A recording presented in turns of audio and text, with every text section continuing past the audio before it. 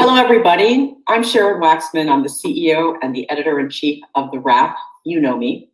We're so happy to have you here for yet another wonderful film in our 2021 awards and international screening series. Today, we're excited to bring you all the way from Senegal, NAFI'S Father, which is Senegal's entry for Best International Feature Film.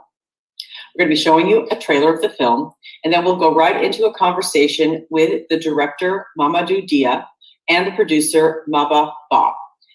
To our audience, please feel welcome to participate in the live chat of our stream. Tell us your thoughts about the film. Let us know where you're coming from. We get to talk to people from all over the world, and we'd love to hear from you. So before we introduce our guests, let's get going, and we'll start by taking a look at the trailer for NAFI'S Father.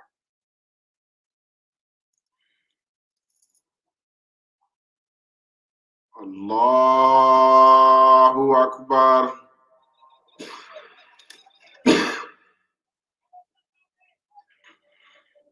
Ashhadu an la ilaha illallah.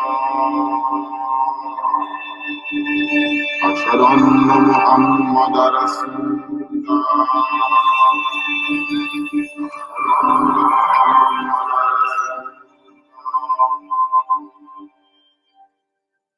Agar bok nyalaw mojo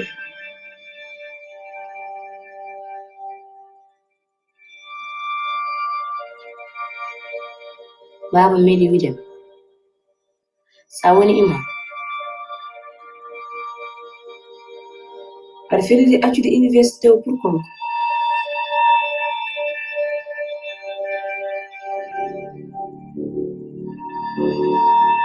Monsieur, to boɓe ɓuri en andude poɗɗen ko darnude l'islam en. Islam on wi ko yimɓe njulu ko ɓuri laabi joyi ñalo en haɗa hoorde lewru korko.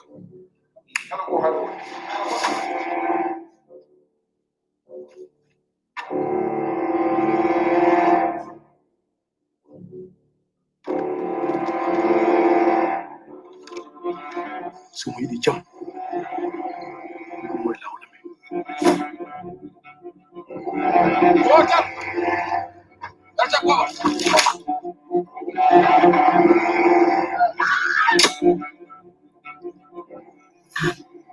arɗum wuro ɓe yejjitan indema mbima ceerno ceerno sayge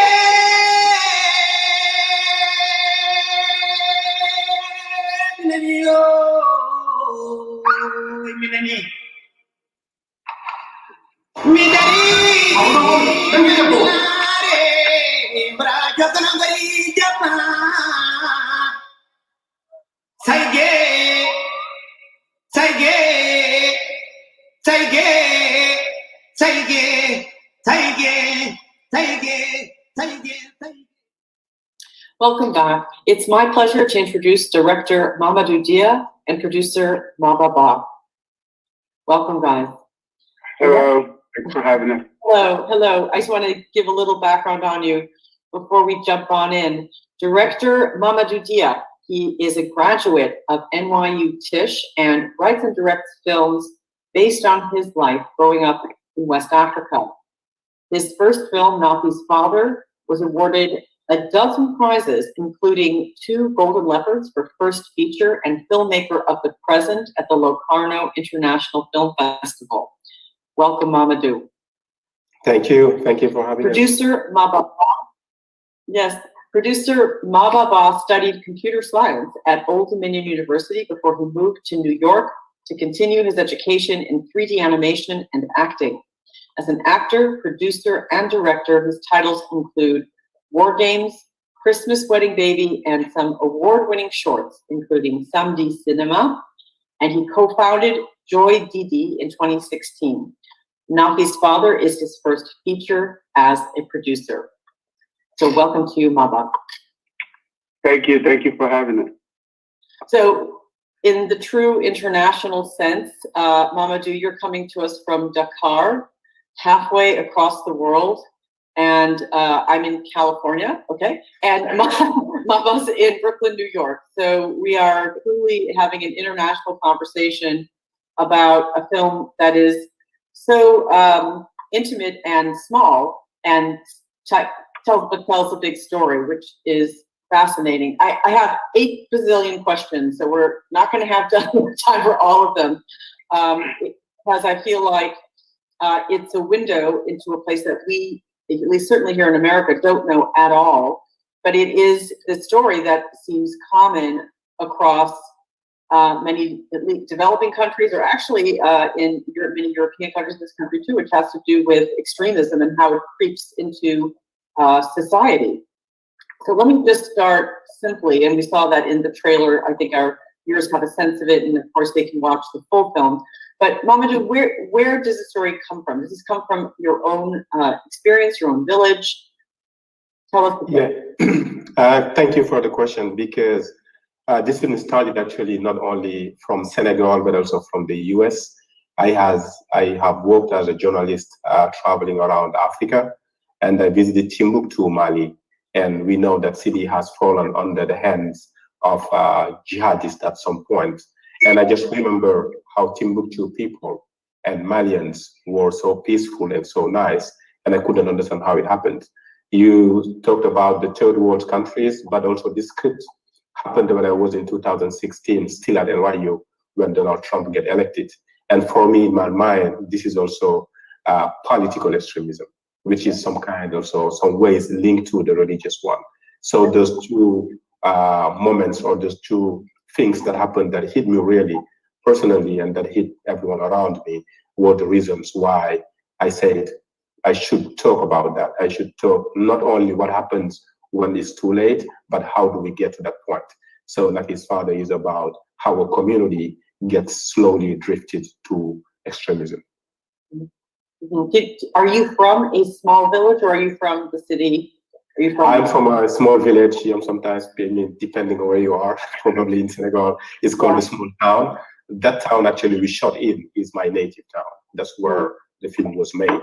It's called Matam in northern Senegal. And then I moved to Dakar to go to university. So this is the town, this is the village or the small city, where you call it anyway. Then the community in there is the community, real community from that local community, small town. Yeah.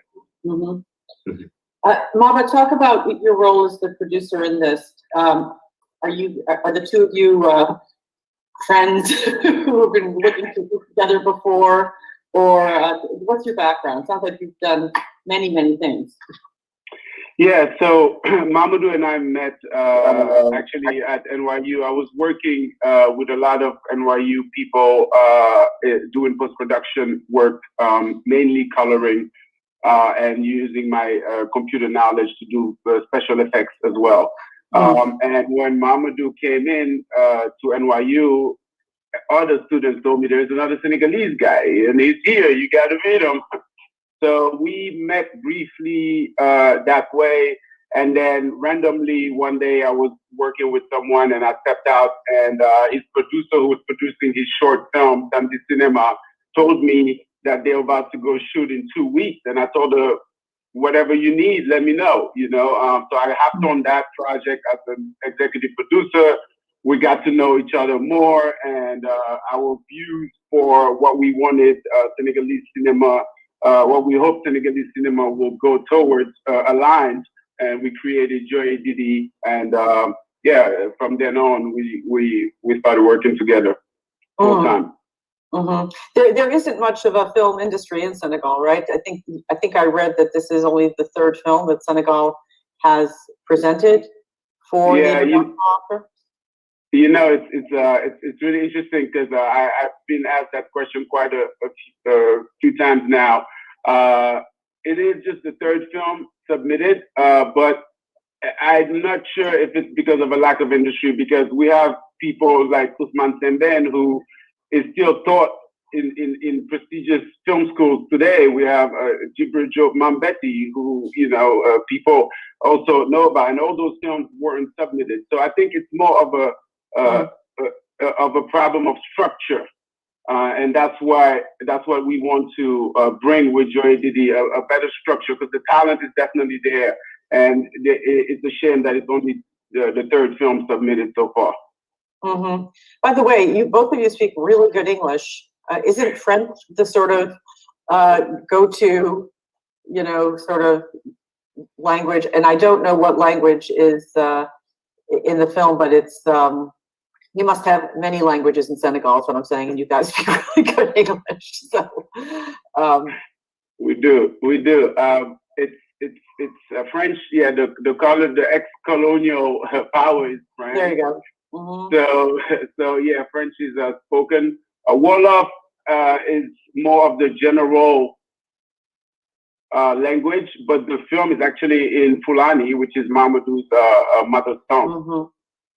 Yeah, and actually talking about those languages, that might be also one of the reasons why this is only the Senegalese church submission, because we see that in Africa, I'm generalizing, but the French-speaking countries are not well versed into the world of the Oscars and the American world.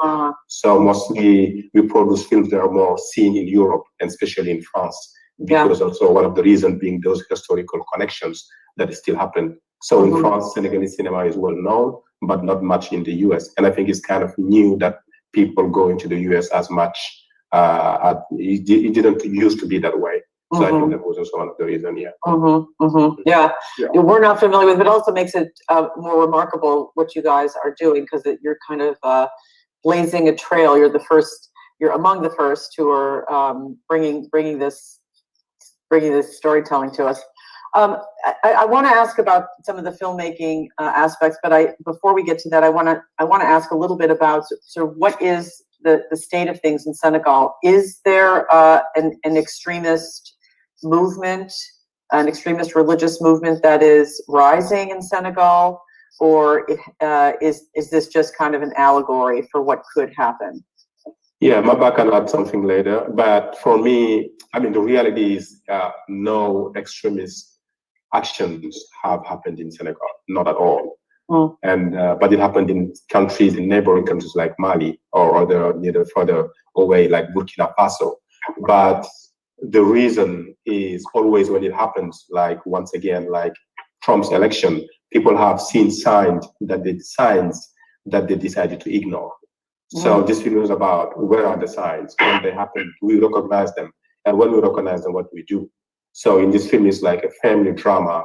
The threat comes from within, because it comes like from the language getting changed, words getting tweaked, and people's attitude getting changed in a little smaller ways. So the film goes through that. So in Senegal, it didn't happen, not in the way that media would talk about it, but we know in reality, people might be thinking about it. Some people might be changing their way of thinking.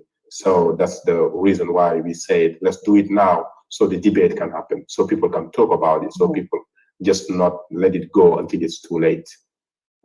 Absolutely. For me, it came with a very basic belief. I believe that as human, our ability to believe is what makes us special, and the belief that we have shape our society. To give you an example, Yuval Harari says it very well in his book *Sapiens* when he uses the belief in money, and how it really doesn't have value. And I mean, you can go back to those who tried to bring back the gold standard after World War I, and I'm sure they'll agree. But our collective belief in it is in the idea of money is what makes money money, right? Same with patriotism, same with religion, and Islam have the idea of Islam as a religion have been shown in a lot of different ways, even before 9/11. If we think about the proxy battles during the Cold War happening in those Islamic places. So I think this movie was extremely important for me to add to the balance, the idea balance of Islam. Here you see polar opposite views of Islam fighting, when you usually only see the extremism side, which is only a small fraction. For example, America is a fantastic idea, But those people who stormed the Capitol a week and a half ago, that doesn't change the fantastic idea that America is. It's just a portion of people who distorted that idea along with misinformation, who, threaten the status quo. It's the same with Islam. Most Islam, of course. Yeah. I mean, it's a power, it's a power play. It's not really about the whatever the cloak is, whether, as you point out, it's religion or it's politics or a business power play, whatever. It's really about power. But yeah, I mean, you have the scene where Tierno, your main character, or one of your main characters, is asking this new sheikh who's come into the village, whether his brand of Islam, whether you pray 5 times a day and you fast during Ramadan, like basically he's mocking him without mocking him, just actually mocking him and saying, what's the difference here, except that you get to be in charge instead of me running my mosque. So, I think that that's a really good point. Yeah. Let's talk a little bit. I didn't want to cut you off, but Mamadou, did you want to say something? No, go ahead. I mean, I was just saying that's also the beauty of, or the interesting part of these whole wars and fights. It's never about the core idea. It's always about details. They do share everything, and as you said, it's just a battle of power. It's nothing else. Go ahead, sorry. And people do horrific things to one another in the name of that. But as we see, and we're not immune from that in this country, as we have learned. Let's get to some of the sort of the production challenges that you face. You've got some wonderful actors. There's a real feeling of authenticity and to the relationships there. All of this is very foreign to me because as an American, because I don't really know what is the role of women really in the village. Where are the limits? What are the boundaries? You have a couple that I don't want to spoil the film, but basically they want to get married, and they're the 2 brothers who are the fathers don't want that. One doesn't want them to marry, one does, and they almost they do something called eloping, like we would call it eloping, like they basically run away. Anyway, talk a little bit about how you trained the actors, how you got the performances you wanted. Talk about that. Yeah, I mean, I appreciate those questions. First, because talking about women, I think generally when you talk mostly about Africa in general, we think about women really being behind, women being really just lost or not knowing what they do, which is not reality. The reality is, of course, there are some challenges linked to gender everywhere, I guess. But in the society I came from, where I grew up, women have power, they still do. And it's in a very discreet way. They really are the one who decide. Even in the movie, it's actually the wife that pushes Cherno to do something at the end.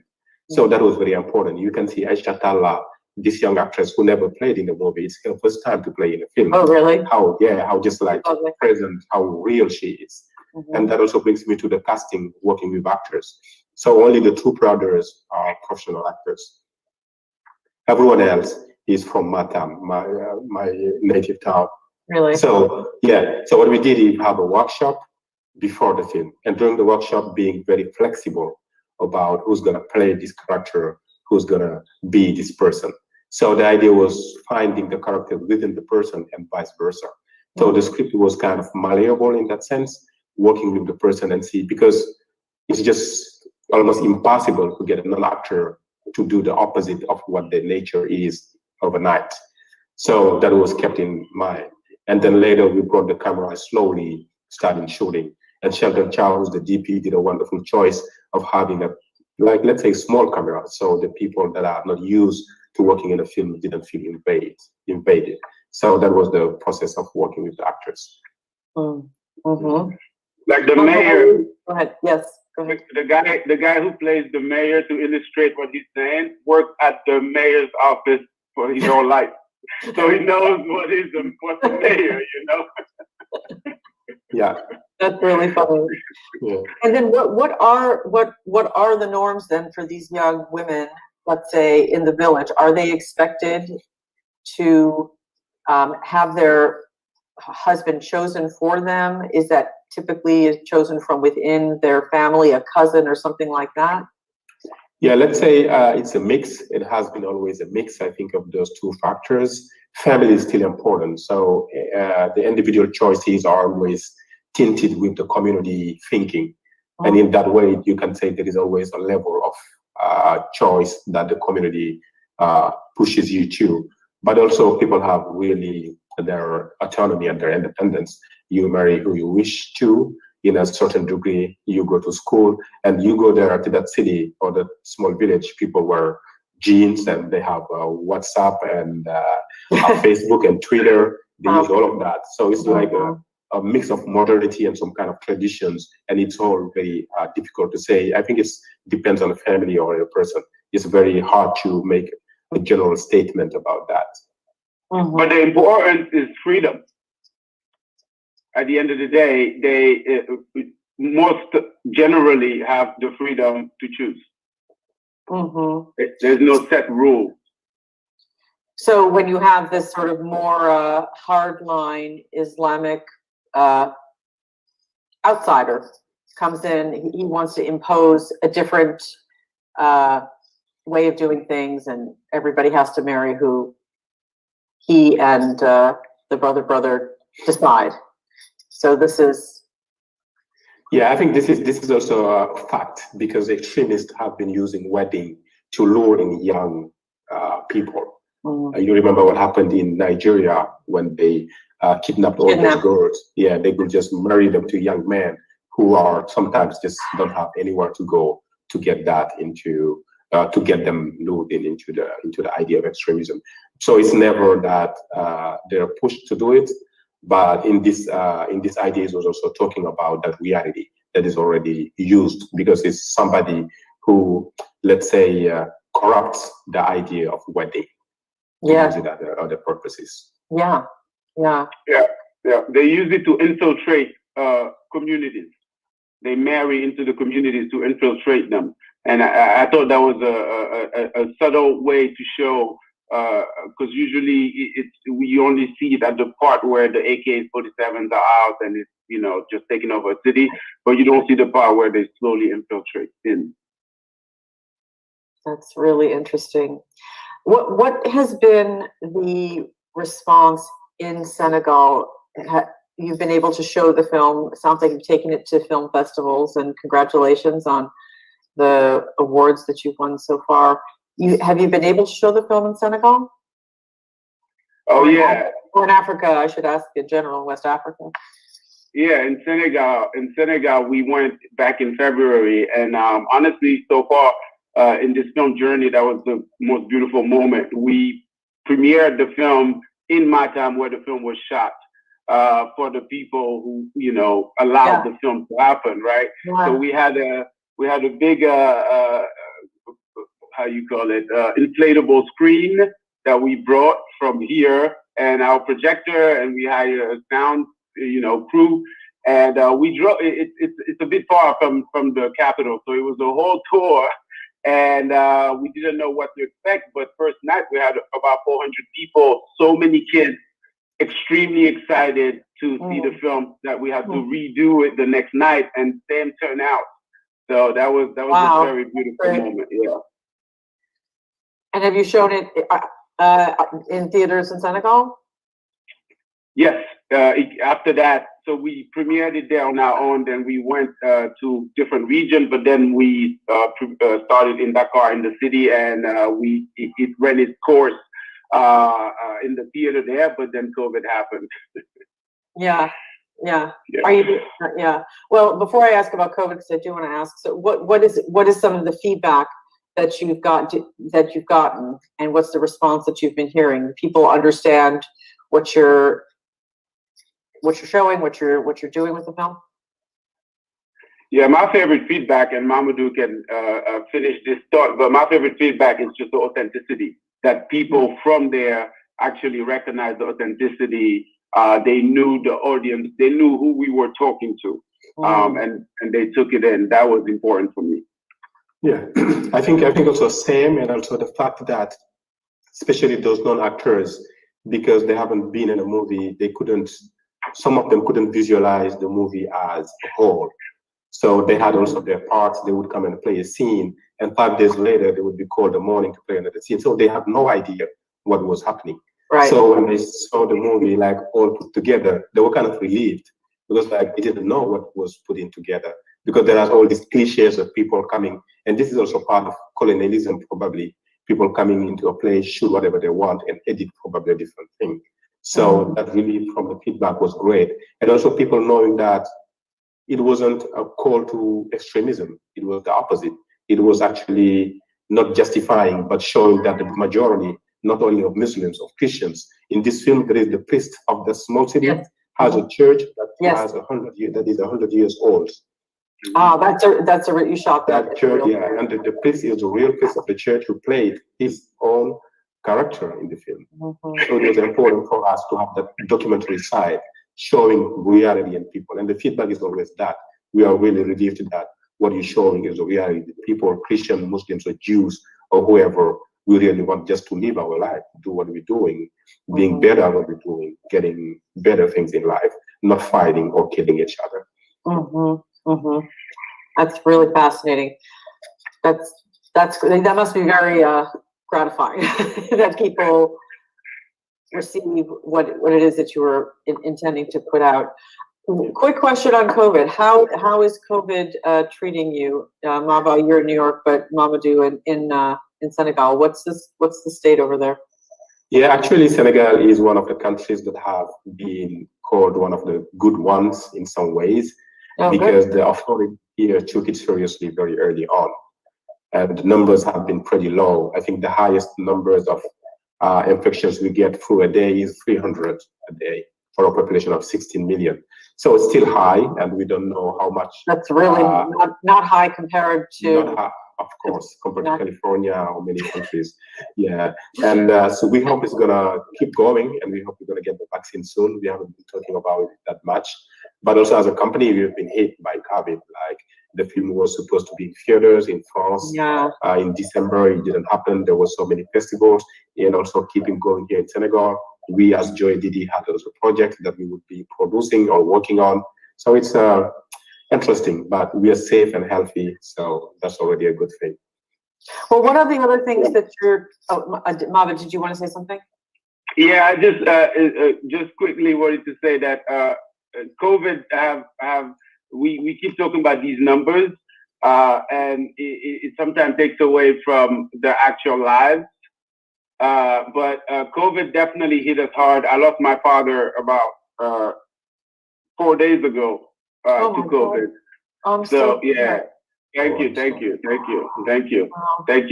But it put things into perspective, a better perspective, and especially into the art world as well, and the movies that we making with our legacy, because he was a filmmaker and a big champion of pushing Senegalese and Pan-African films. So it kind of puts all the work that we're doing in perspective and the importance of it. Well, I'm so sorry for your loss. Thank you. And thank you for joining us today, because I'm sure that is a very, very hard thing to deal with. Thank you. The last question I wanted to ask has to do with, so where would you like to take your next project? And you now have a company together. So what are your ambitions for making films in Senegal? You want to start, Mamadou, or you want me to go? Yeah, go ahead. Well, so right now we are developing my debut feature as a director, and Mamadou's second feature as a director as well. And so far, what we do with Joy Didi is producing each other's work. But the goal is also to provide that structure for Senegalese cinema, so we can be the bridge for the other generations, existing and future generations of directors and producers from Senegal, and hopefully from West Africa, period. Yeah, and I think that's we want to keep moving and also collaborate with entities that also exist here in the country, like the Centre Yenenga, created by filmmaker Alain Gomis, and also other companies that are here. We want to like keep in the idea, because films are being produced from Senegal and great movies from Senegal, how to get them out, how to have them happen, how to be part of this new rebirth of filmmaking that is happening now. And that's what Joy is trying to, and producing also other films from other countries. We're also going to work with entities that already exist in Senegal, like Centre Yenenga, created by filmmaker Alain Gomis, and other companies that are here in filmmaking. So the idea for Joy Didi has